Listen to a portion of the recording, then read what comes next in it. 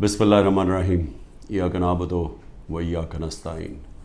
मेरे पाकिस्तानियों, आज IMF के डेलीगेशन से मैंने मीटिंग की और मेरी टीम ने, और इस मीटिंग का मकसद जिस तरह सबको अंदाज़ा होगा, वो मीटिंग का मकसद ये था कि IMF एक 9 महीने के लिए एक प्रोग्राम लेके आ रहा है जिसको स्टैंड बाय एग्रीमेंट कहते हैं। ये क्यों लेके आ रहा है? क्योंकि अगर ये IMF का अब कर्ज़ा जो $3 अरब का इनको नहीं मिलता, तो ये याद रखें कि पाकिस्तान, जो मैं आज से साल पहले कह रहा था, बल्कि 13 महीने पहले मैंने जब कहा, तो मेरे ऊपर इन्होंने कहा गद्दारी का केस करना चाहिए। सारा शोर मच गया कि इमरान खान मुल्क के अंदर एक वो फ़िज़ा बना रहा है जिससे मुल्क की मैशत को नुकसान होगा। मैं ये कह रहा था कि जिस तरह ये हुकूमत जा रही है, पाकिस्तान को डिफ़ॉल्ट का खदशा है।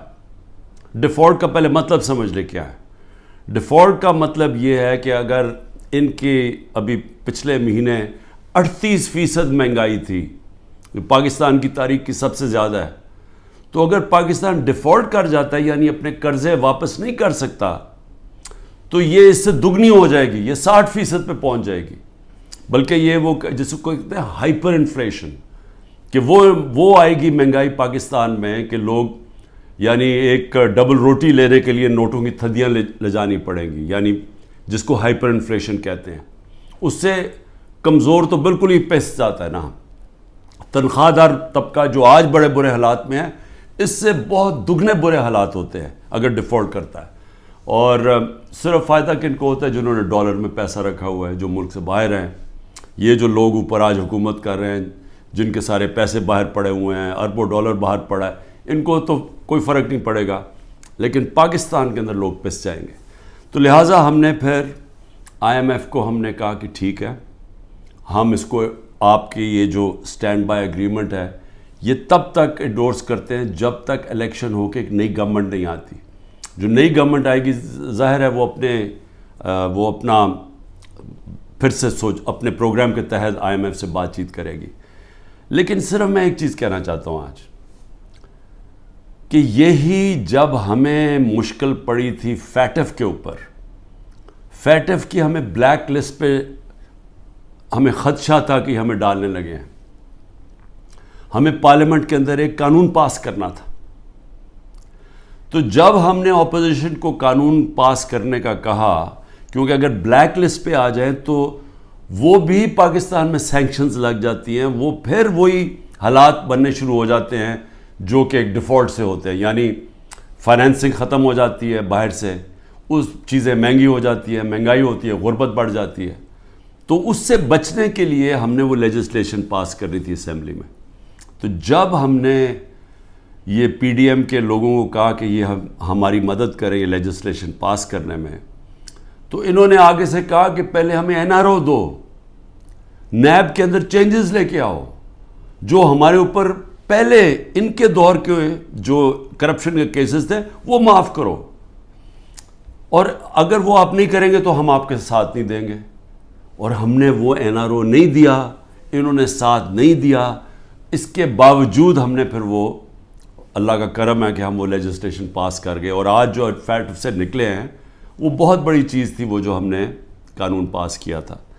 तो मैं सिर्फ ये कहना चाहता हूँ कि आपको सिर्फ फ़र्क पता चल जाना चाहिए कि ये वो लोग थे जो अपनी करप्शन के लिए हमें ब्लैकमेल कर रहे थे, करप्शन बचाने के लिए। आज ये हालात हैं जब हम इनकी मदद कर रहे हैं, क्योंकि हम IMF को क्यों चाहिए कि हमारी मदद क्यों चाहिए? उन्हें पता है कि आगे केयरटेकर गवर्नमेंट आ रही है, इलेक्शन जब आएंगे केयरटेकर गवर्नमेंट ये नहीं कर सकती, तो उनको चाहिए कि सारी पार्टीज़ का कंसेंसस चाहिए। हम सिर्फ मदद पाकिस्तान के लिए कर रहे हैं, जबकि 10,000 हमारे कारकुन जेलों में। आज जो हमारी इकोनॉमिक टीम थी वो सारी अंडरग्राउंड है, उनको इकट्ठा किया, जूम के ऊपर लिया। मेरे ऊपर 180 केसेस बन चुके हैं। सारी सीनियर लीडरशिप की यहाँ अंदर है केसेस हैं, और जो बाहर निकलती हैं तो उनको कहते हैं कि जी पहले का पार्टी छोड़ोगे, नहीं तो हम आपको अंदर रखेंगे। जो हमारे लीडरशिप जेल में है उनके ऊपर इंतहा किस्म का پریشر ڈالا جا رہا ہے. جو بھی گلگت بلتستان کے اندر جو ڈرامہ کیا گیا ہے, آپ یہ سوچیں کہ جو ممبرز کے اوپر انہوں نے پریشر ڈالا, ہمارے پاس تو نمبر پورے تھے, پہلے پارلیمنٹ کے اندر گھسنے نہیں دیا, اب اس کے بعد ایک ایک ممبر کے اوپر پریشر ڈالا ہے, وہی کرنے جا رہے ہیں جو کہ انہوں نے آزاد کشمیر میں کیا تھا. تو ایک طرف تو یہ ہو رہا ہے, اور اس کے باوجود ہم آج کیونکہ ہمارے ملک کو نقصان نہ ہو, ہم نے یہ فیصلہ کیا ہے کہ ہم اس اسٹینڈ بائی ایگریمنٹ کو بیکنگ دیتے ہیں تب تک جب تک الیکشن نہیں ہوتی. اب اس میں دو اور چیزیں تھیں. میں نے آئی ایم ایف کے جو امریکہ سے جو ہیڈ تھے, ان سے جو میں بات کر رہا تھا, ان کو میں نے ایک چیز سمجھائی کہ میں نے کہا جب تک اس ملک میں پولیٹیکل سٹیبلٹی نہیں آتی, سیاسی استحکام نہیں آتا, تو یہ جس طرح یہ ملک چل رہا ہے, یہ اب تھوڑی دیر اگر آپ 3 ارب دے بھی دیں گے اور 3 ارب ڈالر کی دینے میں تھوڑے سے اور ڈالرز بھی 5-6 ارب ڈالر اور بھی آ جائیں گے, تو یہ تو کینسر کا علاج ڈسپلن سے ہو رہا ہے. جو کینسر ہے وہ پھیلتی جا رہی ہے, اور کینسر کیا ہے کہ ملک میں سیاسی استحکام ہی نہیں ہے. اور وہ کیوں نہیں ہے؟ کیونکہ یہ سب پارٹیز نے مل کے اور ساتھ اسٹیبلشمنٹ, کیونکہ تحریک انصاف اقتدار میں نہ آئے, الیکشن تب کروائیں گے جب یہ سمجھتے ہیں کہ پارٹی تحریک انصاف الیکشن نہیں لڑ سکے گی. جب ان کو اوپر اتنا دباؤ ڈالیں گے, اس کو اس طرح کرش کریں گے کہ جب وہ بالکل الیکشن نہیں لڑ سکے گی تب الیکشن کروائیں گے. میں آج اپنی قوم کے سامنے کہنا چاہتا ہوں کہ یہ جب سے رجیم چینج ہوا ہے, جب سے ہماری گورنمنٹ گرائی ہے, تب سے کوشش کر رہے ہیں پارٹی کو ختم کرنے کی. اور کوئی ان کو جو سب اوپر پاور میں بیٹھ کے تحریک انصاف کو ختم کرنے کی کوشش کر رہے ہیں, ان کو کوئی ملک کی فکر نہیں ہے. انہوں نے جو پاکستان کی معیشت سے کیا, میں آپ کو پھر کہتا ہوں دشمن بھی نہ کریں. میڈیا کنٹرول کر لیا ہے, ایک کنٹرول میڈیا ایک بات کرتا جا رہا ہے کہ جو یہ تو پیچھے سے یہ تحریک انصاف کی وجہ سے ساری مشکلات آئی ہیں. پھر سے میں کہتا ہوں کہ ہر سال شائع ہوتا ہے اکنامک سروے آف پاکستان. ذرا اکنامک سروے آف پاکستان میں دیکھ تو لیں کہ بینکرپٹ گورنمنٹ 2018 میں ملی, اور کرونا کے باوجود کیسے اس 6% پاکستان کی معیشت آگے بڑھ رہی تھی, گروتھ ریٹ تھی. 2 آخری سالوں میں جو ایوریج تھی وہ 6% تھی. تو کتنی دفعہ پاکستان کی معیشت اتنی تیزی سے اوپر گئی ہے. انڈسٹری بڑھ رہی تھی, دولت میں اضافہ تھا, پر کیپٹا انکم بن رہی تھی, ٹیکس بڑھ رہے تھے, ایکسپورٹس بڑھ رہی تھیں, ریمیٹنسز بڑھ رہی تھیں. تو جب ایک ملک ترقی کر رہا تھا, اس گورنمنٹ کو گرا کے جس کو لے کے آئے ہیں, انہوں نے کیا ہے؟ انہوں نے ان کی جو پالیسیز تھیں, اور یہ ہمیشہ یہ ملک بینکرپٹ چھوڑ کے گئے ہیں. 99 میں بھی جب یہ نون لیگ گئی ملک بینکرپٹ تھا, 2018 میں بھی بینکرپٹ کر کے گئے, اور پھر آتے ساتھ ہی ایک اکانومی جو چل رہی تھی اس کو بینکرپٹ کر دیا. انہوں نے کیا؟ انہوں نے پہلے بھی جب ایکسچینج ریٹ کو زبردستی روک دیا جب 2018 میں, تو ایکسپورٹس گر گئیں.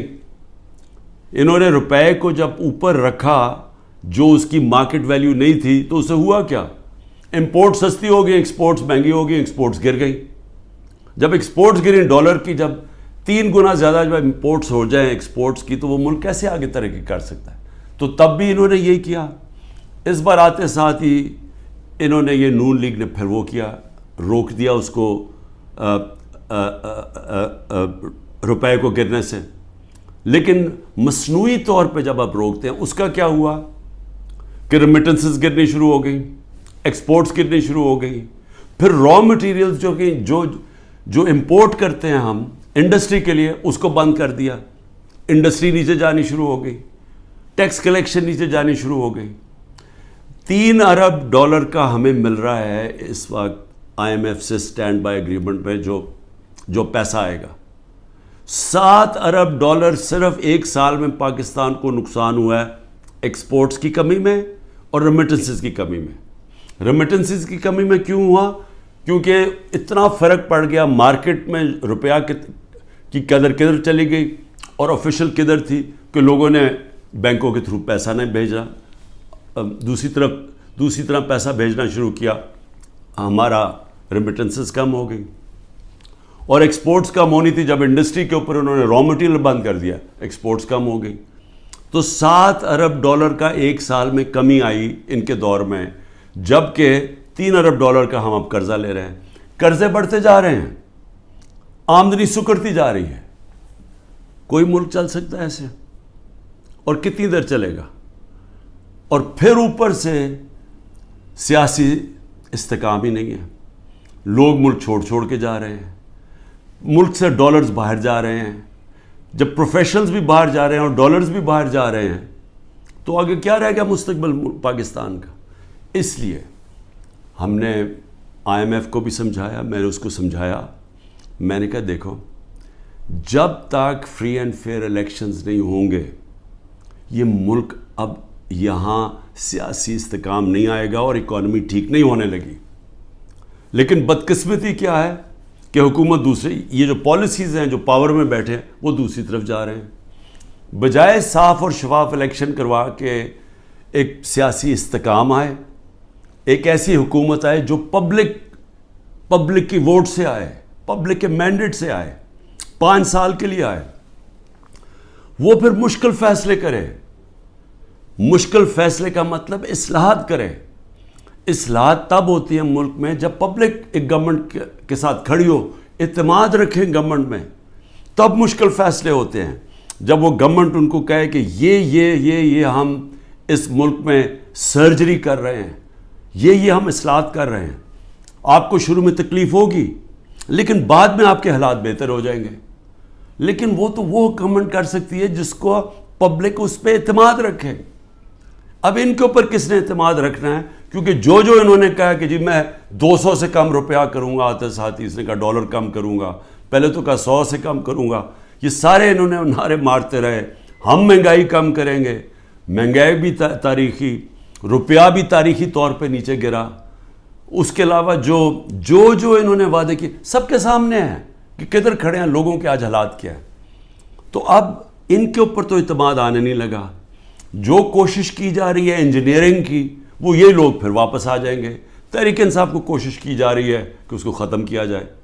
تو اس سے تو سیاسی استحکام نہیں آنے لگا اور اس سے تو آگے کوئی ملک کا مستقبل ہی نظر آ رہا.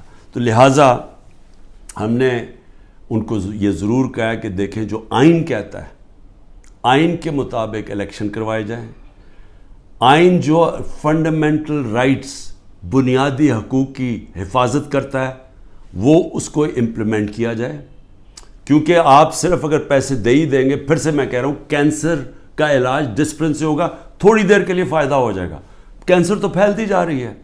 کینسر تو تب ختم ہوگی اس ملک میں، کاٹ کے جب نکالی جائے گی، جب ایک مینڈیٹ والی پبلک کی بیکنگ سے گورنمنٹ آئے گی. وہ مینڈیٹ اس کے پاس ہوگا، وہ پھر ایک وہ سرجری کاٹ کر کے جو اس ملک کے اندر جو غلط چیزیں آ گئی ہیں، جو ہماری ملک کے اندر اصلاحات چاہیے ہیں، جو مشکل فیصلے چاہیے ہیں، جو رول آف لا، قانون کی بالادستی قائم کریں تاکہ ملک میں باہر سے انویسٹمنٹ آئے. سرمایہ کاری ہوگی تو دولت کے اندر اضافہ ہوگا. وہ دولت میں اضافہ ہوگا تو ٹیکس، یہ جو قرضے واپس کریں گے. وہ دولت میں اضافہ تو ہونے نہیں لگا اگر یہ جو آج جنگل کا قانون ہے. تو وہ سب کچھ اکٹھا جاتا ہے. سیاسی استحکام، اس کے بعد اصلاحات میں سب سے پہلی اصلاحات رول آف لا، قانون کی حکمرانی. یہ جو جنگل کا قانون ہے یہ ختم کیا جائے، اور اس کے بعد پھر سرمایہ کاری ہو، اور اس کے بعد اس ملک کے اندر دولت میں اضافہ ہو، اور اس کے بعد ہم اپنے قرضے واپس کریں اور خوشحالی آئے پاکستان میں، لوگوں کو نوکریاں ملیں، بے روزگاری ختم ہو، دولت میں اضافہ، لوگوں کو باہر نہ جانا پڑے.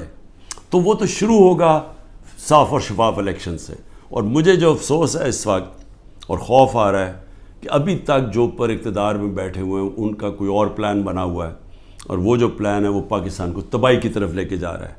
آخر میں ہم نے IMF کو یہ بھی کہا کہ اس وقت ہمارا جو کمزور طبقہ ہے شدید مشکلات میں ہے، اور اس وقت یہ جو پروگرام آپ دیں اس کے اندر ان کا خاص دھیان رکھا جائے.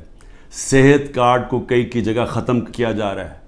یہ ایک اتنی بڑی نعمت ہے غریب لوگوں کے لیے, مڈل کلاسز کے لیے, سفید پوش کے لیے, کہ اتنی مہنگائی کے اندر کم از کم ان کا علاج وہ جائیں تو کم از کم وہ جو ہمارا صحت کارڈ کہ 10 لاکھ روپے تک ان کو کسی بھی ہسپتال میں علاج ملنا چاہیے, اس کو رول بیک کیا جا رہا ہے. اور دوسری چیز ٹارگٹ سبسڈی جو ہم لانے لگے تھے, کہ بجائے آپ سبسڈائز ایسے کریں کہ پٹرول وہ عمران خان بھی اتنی قیمت کا خریدے اور ایک بیچارہ غریب آدمی بھی اتنے خریدے یا رکشہ والا بھی, ایسا نہیں ہونا چاہیے. ٹارگٹ سبسڈی ہونی چاہیے, جو ہمارا پلان بنا ہوا تھا اور ہم پوری تیار کیا ہوا تھا کہ ہر طبقے کے لیے جو نچلا طبقہ ہے اس کی حفاظت کی جائے, اور جو پیسے والے لوگ ہیں وہ اتنا جو پیسے دے سکتے ہیں وہ پوری قیمت دیں. لیکن اگر آپ کم قیمت کریں گے تو سب کے لیے وہ قیمت نہ ہو. نچلے طبقے کو سستی دیں اور جو پیسے دے سکتے ہیں وہ پوری قیمت دیں, جو ساری دنیا میں ہوتا ہے. یہ پلان بھی بڑا ضروری ہے نچلے طبقے کو موجودہ مہنگائی سے ان کی حفاظت کرنے کے لیے. یہ بھی ہم نے اپنی بات کی ہے, ہوتا یا نہیں میں نہیں جانتا. آخر میں صرف اپنے پاکستانیوں کو کہنا چاہتا ہوں کہ دیکھیں, آپ سب کے لیے بڑا ضروری ہے سمجھنا. آپ یاد رکھیں کہ اگر یہ پولیٹیکل انجینئرنگ کے تحت اسی طرح ایک فراڈلنٹ الیکشن سے, جس طرح کی یہ سندھ میں ابھی الیکشن کرواتے ہیں, اگر اس طرح کے الیکشن سے یہی لوگوں کو واپس لے کے آنا ہے اور ملک کی سب سے بڑی جماعت کو کونے پہ لگانا ہے, ختم کرنے کی جو کوشش کی جا رہی ہے, اس سے سب سے بڑا نقصان پاکستان کی عوام کو ہے. اور 14 مہینے میں جو نقصان ہو چکا ہے, یہ مزید اور زیادہ نقصان ہوگا. یہ برداشت کر سکتی ہے قوم یا نہیں؟ میرے خیال میں یہ نہیں کر سکتی. میرے خیال میں یہاں ایک ایسا حالات ہو جائیں گے جو سب کے ہاتھ سے باہر نکل جائیں گے, جیسے سری لنکا میں حالات ہو گئے تھے. اور عجیب چیز سن رہی ہے کہ سری لنکا کے آج ہمارے سے بہتر حالات ہو گئے ہیں. یہ بھی آپ کو دھچکا لگے گا سن کے. پاکستان پائندہ باد.